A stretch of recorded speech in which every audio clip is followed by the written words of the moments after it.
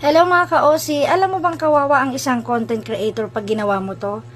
Nag-isip siya kung ano yung i-content niya, nagpakahirap siya sa pag-edit, naglaan ng oras sa pag-voice over ng paulit-ulit, at nag-isip ng matinding o magandang ika-caption sa video niya.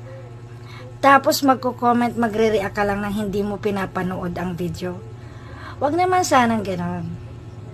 Pare-parehas po tayo na gusto nating umangat.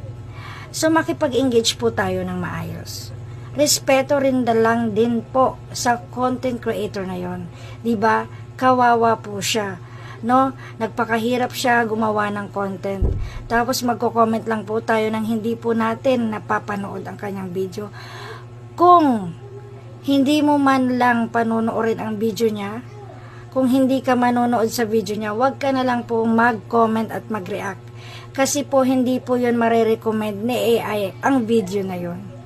No mga ka-OC, at wag po tayong mag-comment ng paulit-ulit ng mga salitang salamat, thank you, mga ganon. Mag-comment po tayo ng naayon kung ano po yung napanood natin.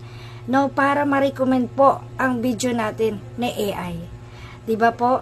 Makipag-engage lamang po tayo ng patas. No, kung ipalo ka, balikan mo po siya. So, yun lamang mga ka-OC. Sana may natutunan kayo sa